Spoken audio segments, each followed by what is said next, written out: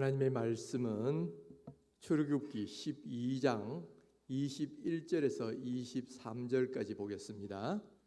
모세가 이스라엘 모든 장로를 불러서 그들에게 이르되 너희는 나가서 너희의 가족대로 어린 양을 택하여 유월절 양으로 잡고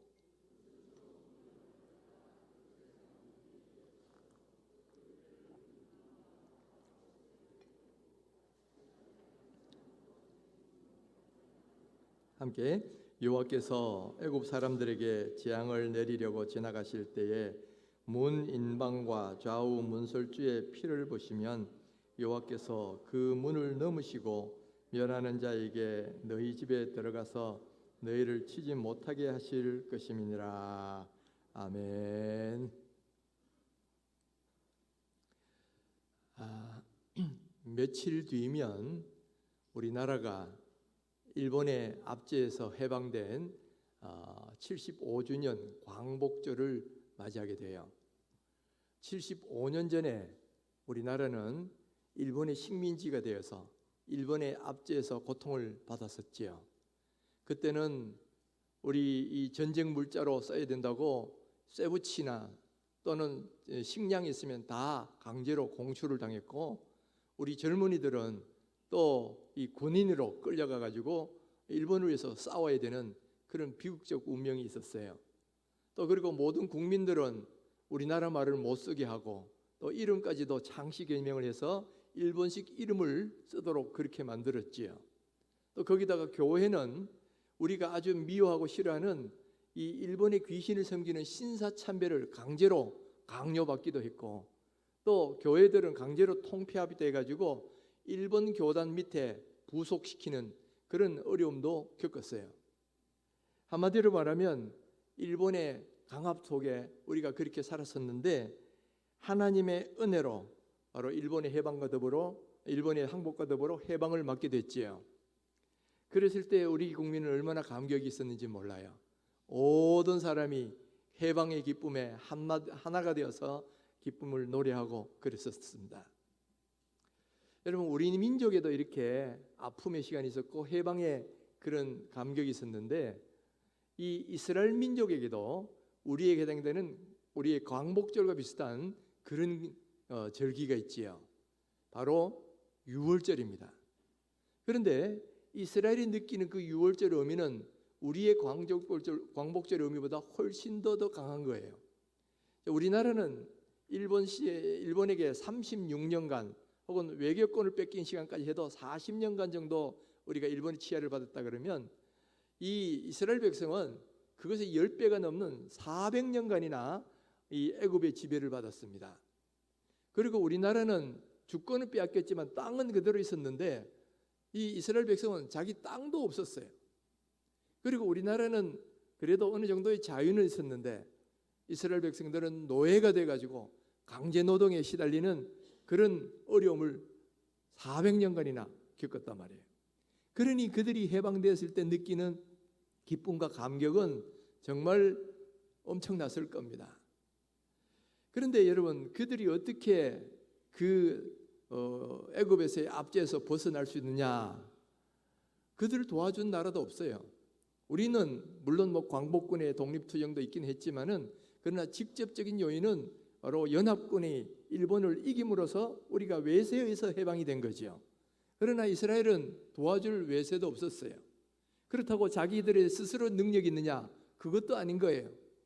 그런데도 그들이 해방을 받을 수 있었던 것은 단 하나, 하나님의 강권적인 역사가 있었기 때문에 그들은 해방을 받을 수가 있었다는 거예요. 이스라엘 민족은 그 노예 생활을 할 때에 그 노예를 그냥 보내겠습니까? 이 애굽의 바로 왕은 어떻게든지 이스라엘 민족을 안 내보내려고 애를 쓰는 겁니다. 그러니까 그냥은 안 되니까 하나님께서 10가지 재앙을 그 애굽 땅에 내리셨어요. 9가지 재앙이 날 때까지도 이 바로는 끝까지 버티는 거예요. 어떻게든 안 보내주려고. 그러다가 마지막 10번째 재앙을 당하고서는 어쩔 수 없이 항복을 합니다. 그 10번째 재앙이 뭐냐면 바로 장자를 치는 재앙이었어요. 사람이나 가축이나 간에 제일 먼저 태어난 그런 존재들은 다 하나님의 진노의 칼 아래 다 이렇게 생명을 잃게 되는 거죠. 이 10번째 재앙을 당하고서야 바로는 이스라엘 백성들을 해방시켜 주게 되는 거예요. 그런데 이 10번째 재앙은 일부러 애굽 사람들에게만 골라서 갔느냐? 그건 아니에요. 바로 그 땅에 함께 살던 애굽 사람이든 이스라엘 사람이든 그 10가지 재앙 자체는 모든 사람에게 내리게 돼 있었습니다. 그런데 애굽 사람에게만 그 재앙이 임하고 이스라엘에게는 그것을 피해갈 수 있었어요. 그 비결이 뭐냐? 그것이 바로 오늘 우리가 읽은 본문의 내용 속에 나타나 있다는 거예요. 제가 다시 한 번 더 그 본문을 읽어보겠습니다. 모세가 이스라엘 모든 장로를 불러서 그들에게 이르되 너희는 나가서 너희의 가족대로 어린 양을 택하여 유월절 양으로 잡고 우슬초 묶음을 가져다가 그릇에 담은 피에 적셔서 그 피를 문 인방과 좌우 설주에 뿌리고 아침까지 한 사람도 자기 집 문 밖에 나가지 말라. 여호와께서 애굽 사람들에게 재앙을 내리려고 지나가실 때에 문 인방과 좌우 문 설주에 피를 보시면 여호와께서 그 문을 넘으시고 멸하는 자에게 너희 집에 들어가서 너희를 치지 못하게 하실 것임이니라. 아멘. 자, 여기 보면 이스라엘 백성들이 같이 애굽 사람들과 같은 땅에 거주했지만은 그 재앙을 피할 수 있었던 이유가 뭐냐? 바로 그 문 설주와 문 인방에 바른 어린 양의 피 때문이었다는 거예요. 문 인방은 뭐고 문 설주는 뭐냐? 우리가 이 건축 용어가 익숙치 않은 분은 좀 이게 잘 이해가 안 되는 경우인데, 인방은 이 문의 윗부분하고 아랫부분을 가로로 지르는 이 기둥을 말하고요. 설주는 양쪽에 세로로 양쪽에 받치는 그 기둥을 설주라고 그러더라고요. 그래서 문 인방과 문 설주에 그 피를 뿌렸다라는 것은 그 문을 둘러싼 4개의 면에다가 그 기둥에다가 피를 뿌렸다, 그런 이야기죠. 자, 바로 이 피를 뿌리면 하나님의 사자가, 죽음의 사자가 그 집에 들어가서 장자를 치려갈 때에 그 피를 보고 그것을 넘어간다는 거예요. 그래서 그 명절 이름을 유월절이다, 그렇게 말을 합니다. 유월절 그러니까 얼핏 생각하면 이게 6월에 있는 절기인가? 저는 어릴 때 그렇게 생각했어요.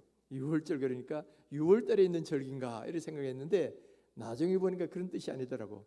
넘을 유, 넘을 절. 그래서 넘어가다는 거예요. 영어로는 패스 오버. 그 어린 양의 피가 있는 것을 보면 하나님의 사자가 그 집을 넘어가는 거예요.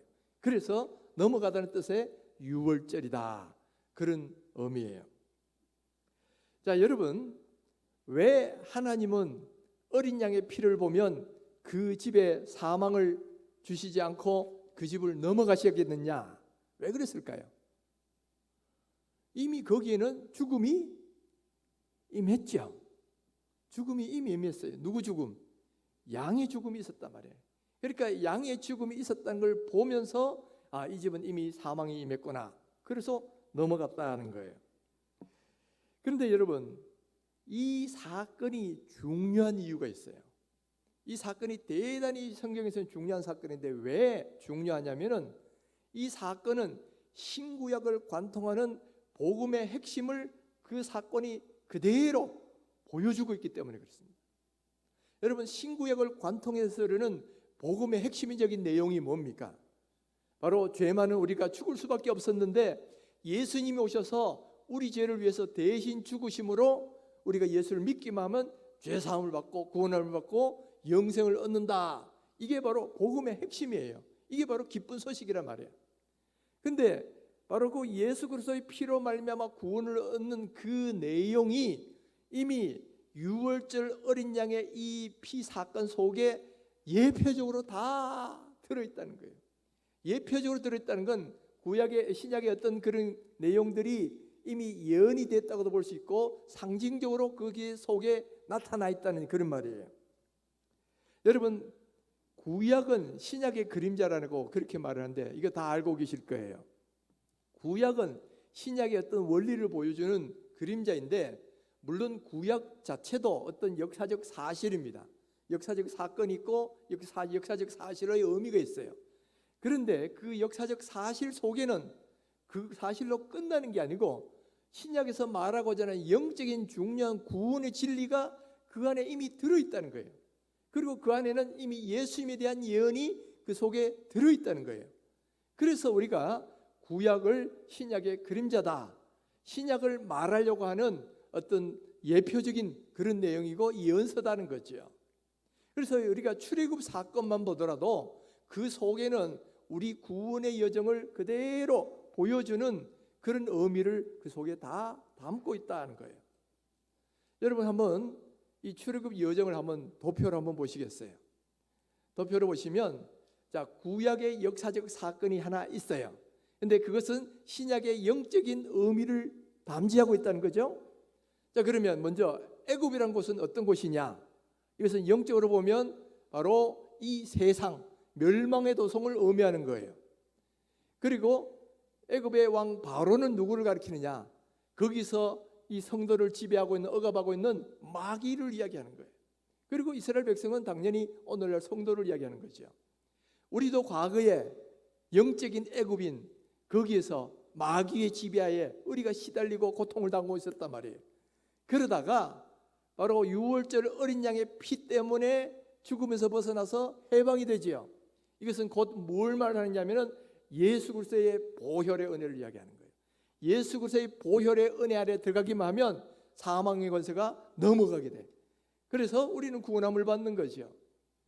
그리고 이스라엘 백성들이 나중에 그 애굽에서 벗어나서 홍해를 지나갑니다. 홍해를 건너는 사건을 고린도전서 10장에는 뭐라고 해석을 했느냐? 이것은 다 물 가운데 세례받은 것으로 그렇게 해석을 하고 있어요. 사도 바울이. 뿐만 아니라 광야에서 반석에서 샘물을 먹고 또 만나를 먹은 것을 뭐로 보느냐면은 바로 반석은 예수 그리스도를 가리키고, 그리고 이 반석에 나온 샘물은 신령한 음료다 하는 거예요. 신령한 음료라는 게 뭐냐? 곧 예수 그리스도의 보혈을 의미하는, 그리고 성찬에서는 포도주를 상징하는 거고, 또 만나를 먹은 것은 신령한 양식이라 그랬는데, 신령한 양식은 곧 예수 그리스도의 살을 의미하는 이 성찬식에서는 떡을 상징하는 거예요. 자, 이런 것을 먹으면서 신앙생활을 하다가 광야 생활은 곧 우리가 이 땅에 사는 교회 생활과 같아요. 그러다가 나중에 마지막에 저 가나안 땅에 들어가는데, 그 가나안 땅은 뭘 상징하느냐면은 우리가 장차 들어가게 될 하늘나라를 상징하는 거예요.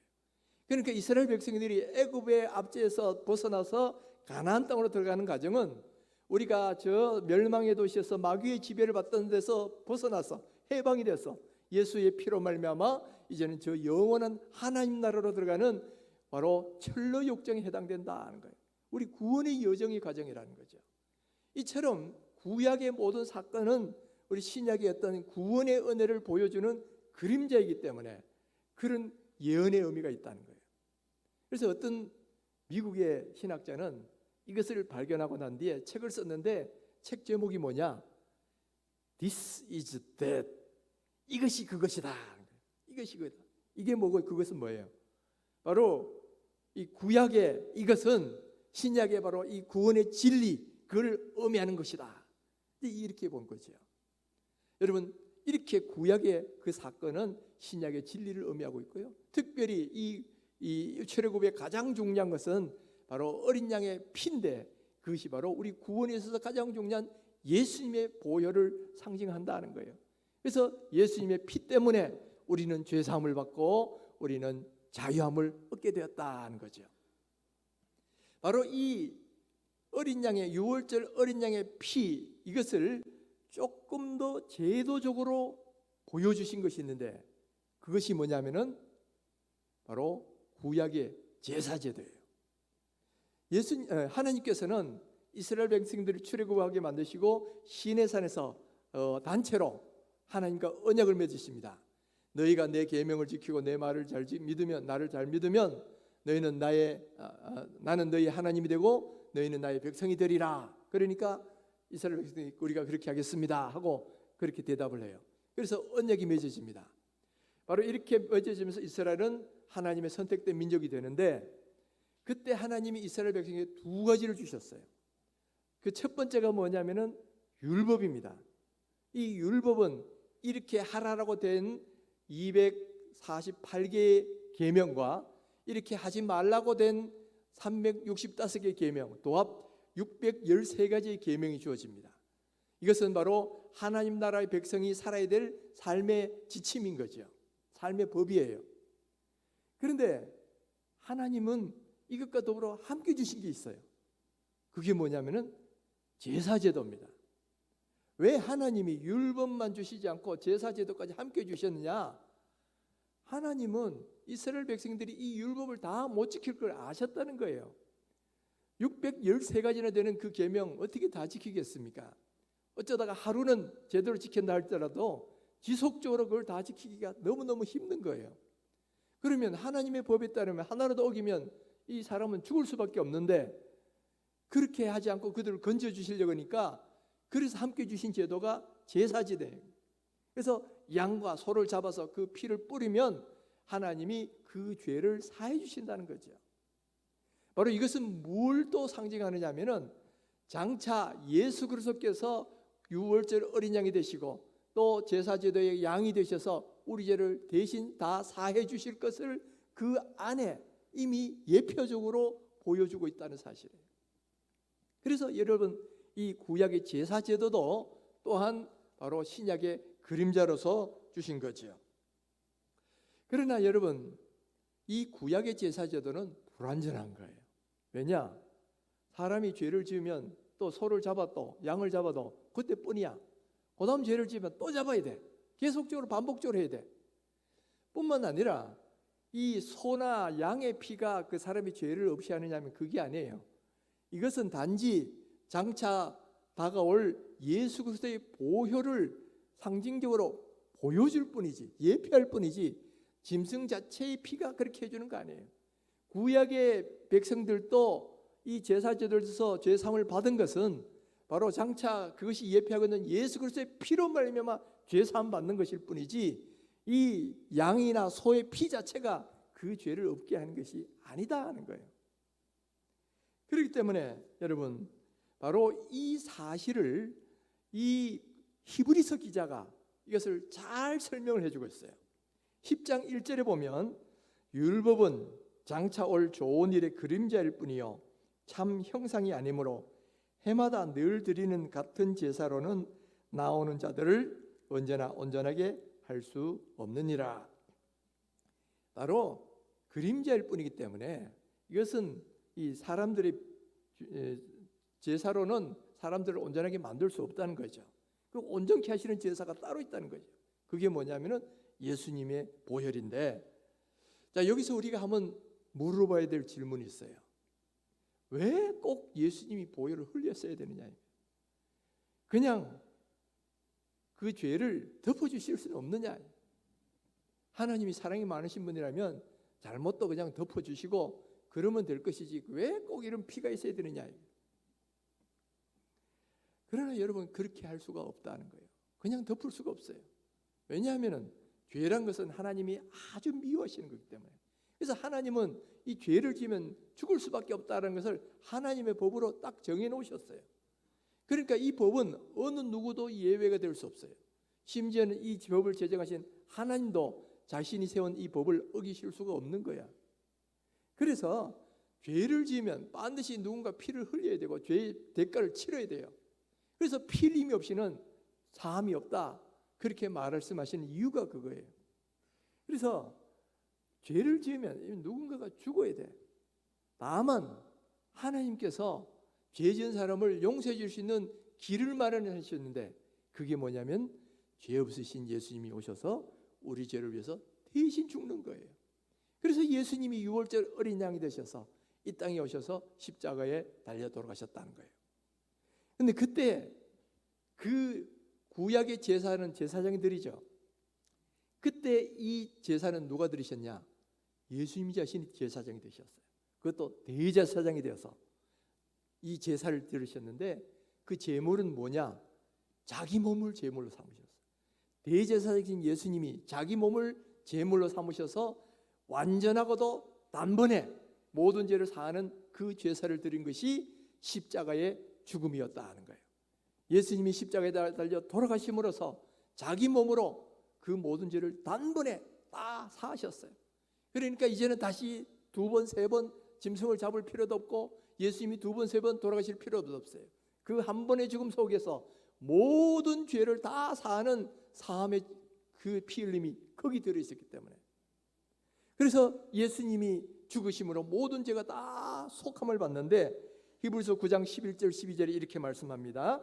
그리스도께서 장래 좋은 일의 대제상으로 오사 손으로 짓지 아니한 곧 이 창조에 속하지 않은 더 크고 온전한 장막으로 말미암아 염소와 송아지의 피로 아니하고 오직 자기 피로 영원한 속죄를 이루사 단번에 성소에 들어가셨느니라. 예수님이 자기 피로 단번에 모든 속죄함을 다 이루셨다는 거예요. 예수님께서는 이미 우리 조상 때부터 내려온 원죄도 다 이미 사하셨어요. 그리고 우리 모든 사람이 지은 자범죄도 다 사하셨어요. 그리고 과거에 우리가 지었던 죄도, 현재 우리가 짓고 있는 죄도, 미래에 앞으로 우리가 짓게 될 죄까지도 이미 예수님의 십자가 죽음 안에서 단번에 이미 다 해결함을 받았다는 거예요. 예수님의 그 십자가 죽음은 인류의 모든 죄를 다 그 안에 해결하는 그런 단번에 드리는 제사였다는 거예요. 그러니까 다시는 더 이상의 죽음이 필요가 없다는 거죠. 여러분, 이거 얼마나 감사한 일인지 몰라요. 우리는 모두 다 죄 가운데서 태어납니다. 그리고 죄 가운데서 죄를 짓고 살다가 죄 가운데 죽을 수밖에 없는 그런 존재들이에요. 이런 존재들을 위해서 예수님이 오셔서 유월절 어린 양이 되셔서 대신 십자가를 지셨는데, 그러나 유월절 어린 양은 불완전한 거지만 예수님은 완전한 제사를 자기 몸으로 드리셔서 우리의 과거의 죄, 미래의 죄, 현재의 죄까지 다 씻어주신 거예요. 그러니까 이 예수를 믿기만 하면 우리는 죄 사함을 받고 구원함을 받을 수가 있다는 것이 우리가 믿는 복음의 핵심이다는 거예요. 여러분, 우리가 예수를 믿는 순간에 우리 모든 죄가 다 사함 받으심을 믿으시기를 바랍니다. 그리고 이 죄 사함의 은혜를 다 누리시길 바라요. 왜 그러냐면은 죄 사함을 받은 것하고 죄 사함을 누리는 것하고는 다른 거기 때문에 그래요. 죄를 사함 받아도 죄 사함 받았다는 걸 모르고 계속 죄책감 속에 사는 사람들이 있기 때문에 그런 거예요. 여러분, 죄책감에서 우리가 벗어나야 되는 것은 예수님이 이미 이 죄로부터 우리를 해방시키셨기 때문에 그것을 알고 깨닫고 믿는 자마다 그 은혜를 누릴 수가 있다는 거예요. 우리가 잘 아는 철로역정이라는 책 있죠. 성경 다음으로 가장 많이 읽힌 책이다 하는 그 명성을 얻고 있는 책이 철로역정인데, 이 책을 쓴 사람이 존 버년이라는 목사님이에요. 근데 이 존 버년 목사님도 젊은 시절에는 아주 방탕한 삶을 살았습니다. 그러다가 나중에 예수 믿고 은혜 받고 난 뒤에 책을 썼는데, 그 책 제목이 뭐냐면은 죄인의 귀 속에 넘치는 은혜, 이런 책을 썼어요. 그러면서 자기가 과거에 어떤 삶을 살았는지 그 책에서 잠깐 소개하는데 이런 내용이 있습니다. 저처럼 쉽게 저주하고 욕하고 거짓말하고 하나님의 거룩한 이름을 모독한 사람은 아무도 없었던 것 같습니다. 저는 하나님의 법을 대적하는 온갖 죄악들을 행하는 것으로 낙을 삼았습니다. 이런 생활이 계속되자 온갖 종류의 악과 경건하지 않은 일들을 하는 모든 젊은이들이 저를 그들의 최고 우두머리로 삼을 정도였습니다. 그러니까 이 사람은 저주하고 욕하고 하나님을 모독하는 이런 일에 앞장섰는데, 그러니까 그와 비슷한 무료들이 다 이 사람을 그 우두머리로 삼았다는 거예요. 요즘식으로 말하면 뭐 조직폭력배의 두목 같은 그런 삶을 살았다는 거죠. 이렇게 죄를 밥 먹듯 하고 살았는데, 하나 은혜는 뭐냐면 그분의 부인이 예수를 믿었다는 거예요. 그래서 부인 따라 교회를 나가게 되는데, 나가면서도 금방 믿음이 드는 게 아니잖아요. 그러니까 늘 또 죄를 짓고, 그래도 이 죄책감은 늘 끊임없이 생기더라는 거예요. 그래가지고 자기가 교회는 나가는데 죄는 여전히 짓고 있고, 그러니까 이게 죄책감이 늘 그를 괴롭히는 거예요. 그렇게 이 죄책감 속에 시달리고 있는데 어느 날 그에게 하나님이 음성이 들려오더라는 거예요. 너 그렇게 죄를 짓다가 지옥 갈 거냐, 아니면 죄를 버리고 천국 갈 거냐, 이런 음성이 들려왔다는 거예요. 그래서 그가 내가 이러면 안 되지 하고 주님께 돌아오려고 노력하는데 어느 날 예수님의 보혈의 능력이 다 그에게 깨달아지더라는 거예요. 그 장면을 이렇게 고백합니다. 엄청난 죄책감에 시달려 괴로워하던 중 어느 날 하나님께서는 다음과 같은 생각이 제 마음속에 일어나게 하셨습니다.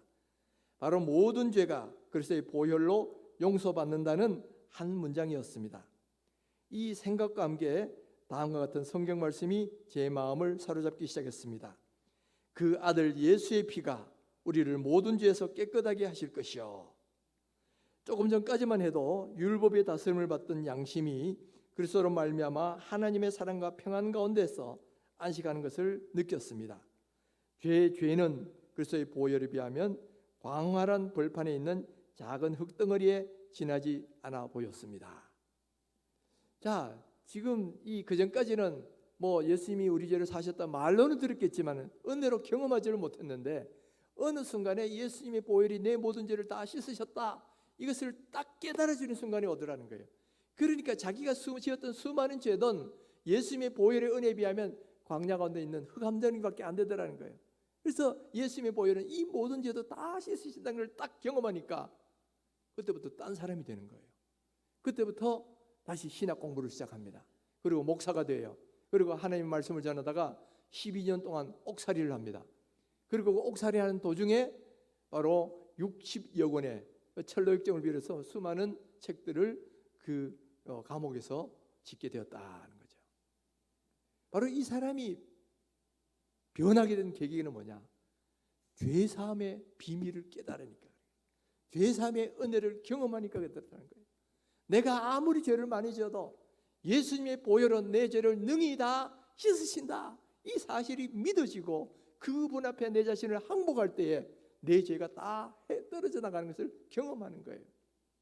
그 은혜를 경험하니까 그 다음부터는 내가 하나님을 위해 살겠습니다 하는 이런 마음이 생기더라는 거죠.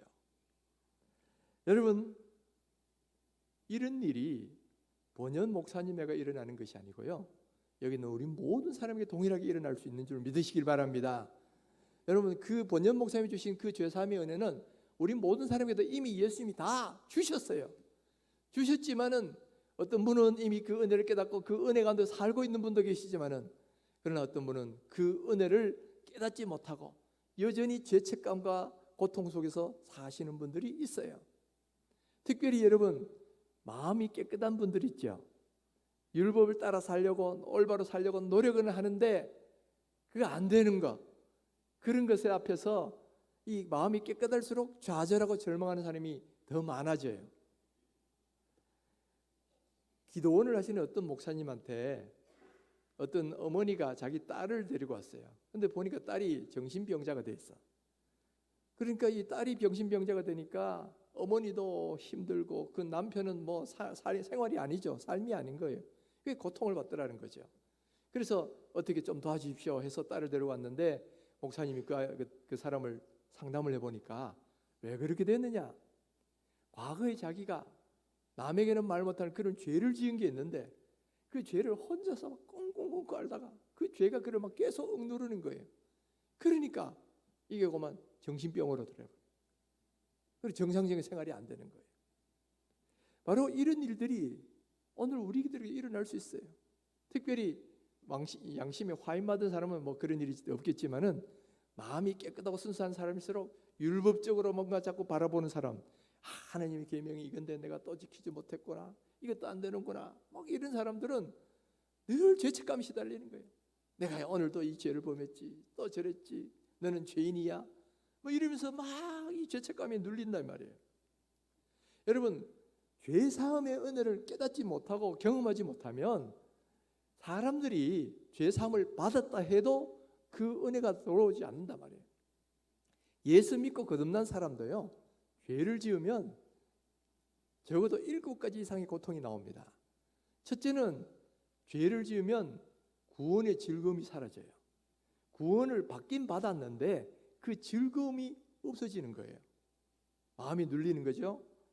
뿐만 아니라 두 번째는 하나님과의 관계가 멀어집니다. 죄란 놈이 있으면, 우리도 부모님의 잘못하면 부모님 앞에 서먹해지는 것처럼 우리도 죄란 놈이 있으면 하나님과의 관계가 멀어지게 돼 있어요. 뿐만 아니라 세 번째는 뭐냐? 죄를 짓고 나면 영적인 힘이 다 떨어집니다. 우리의 영역이란 것은 하나님과의 얼마나 가까우냐에 따라서 나타나는 건데, 죄를 짓고 나면 마치 머리털 깎인 삼손처럼 그 영역을 다 잃어버리게 돼요. 뿐만 아니라 네 번째는 기도해도 응답이 잘 안 됩니다. 죄란 놈이 하나님과 우리 사이를 딱 막아버리기 때문에 기도 응답이 잘 안 돼요.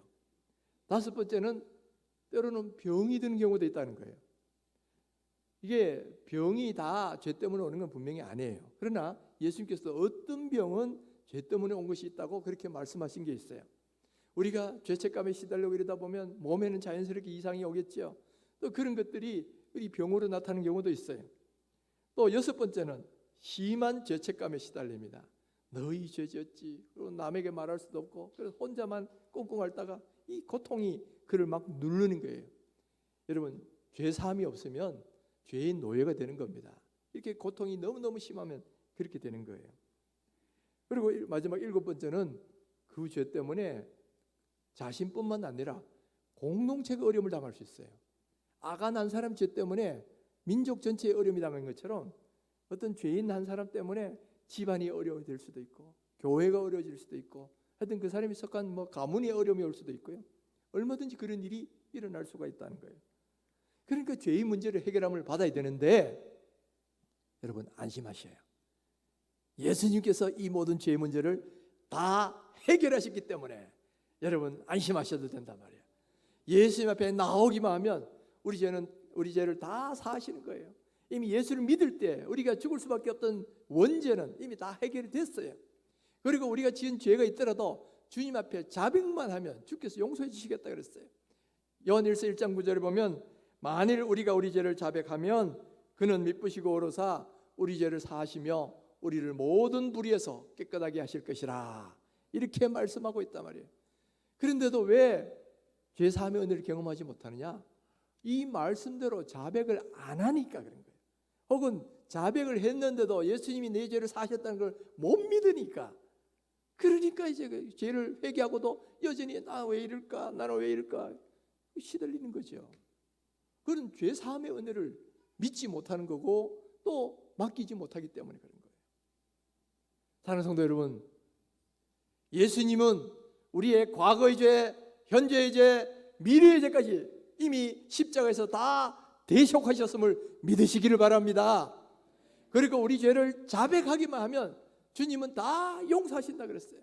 바로 우리에게 이런 죄로부터, 사망 권세로부터 우리를 자유하기 위해서 예수님이 십자가에 돌아가셨다면 왜 예수를 믿으면서도 그 은혜를 못 누립니까? 그러니까 여러분, 내 속에서 나만 혼자 아는 죄 때문에 막 눌리는 거, 또 내가 지은 어떤 그런 것 때문에 고통받고 있다면 죄를 주님 앞에 토설하세요.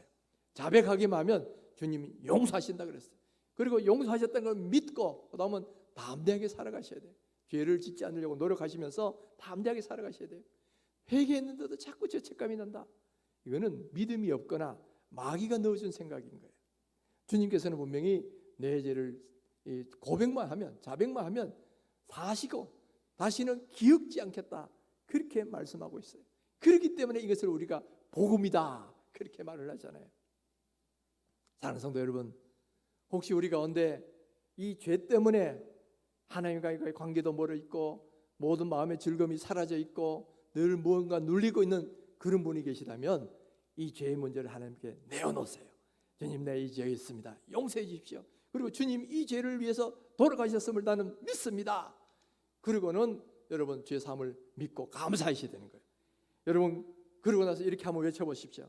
예수님께서 내 죄를 다 사하셨다. 자, 한번 저를 따라서 한번 해보십시다. 다 주목 한번 지시고, 예수님께서 내 죄를 다 사하셨다. 예, 여러분 그걸 믿으시기 바랍니다. 죄를, 내가 생각나는 죄가 있다면 그 죄를 자백하시고, 그리고 예수님께서 이 죄를 위해 돌아가셨기 때문에 이미 내 죄를 다 해결하셨다, 이거를 믿으십시오. 그리고 담대하게 기쁨으로 이렇게 찬양하시면 돼요. 6월절 어린 양의 피로 나의 삶의 문이 열렸네. 저 어둠의 권세는 힘이 없네. 주 보혈의 능력으로. 조금 전에 우리가 불렀던 찬송이죠. 우리 찬양팀도 좀 나오셔가지고 우리 같이 한번 찬양해 보십시다. 6월절 어린 양의 피로 나의 삶의 문이 열렸네. 난 더 이상 정죄함 없네. 주 보혈 아래 있네. 여러분, 이 찬송이 죄사함의 기쁨을 경험한 사람들이 그야말로 터져나오는 기쁨으로 부르는 그런 찬송이에요. 한번 이 찬송을 그런 기쁨의 마음으로 한번 불렀으면 좋겠어요. 우리 찬양팀도 좀 나오셔요. 6월절 어린 양의 피로 6월절 어린 양의 피로 나의 삶의 문이 열렸네. 삶의 문이 열렸네. 저 어둠의 권세는 힘이 없네. 권세는 힘이 없네. 주 보혈의 능력으로 원수가 날 정죄할 때에도 난 이롭게 설 수 있네. 나 이상 정죄함 없네. 더 이상 정죄함 없네. 난 주 보혈 아래 있네. 난 주 보혈 아래 있네. 난 주 보혈 아래 있네. 그 피로 내 죄 사했네. 하나님의 긍휼 날 거룩해 하시었네. 난 주 보혈 아래 있네.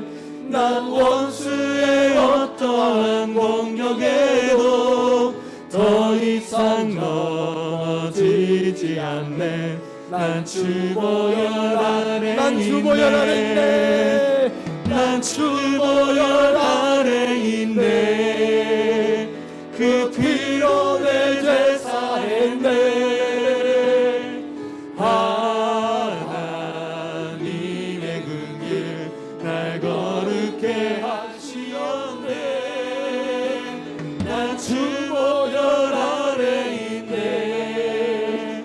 난 원수의 어떠한 공격에도 더 이상 넘어지지 않네. 난 주 보혈 우리 한 번만 더 부릅니다. 난 주 보혈 아래 있네. 난 주 보혈 아래 있네. 그 피로 내 죄 사했네.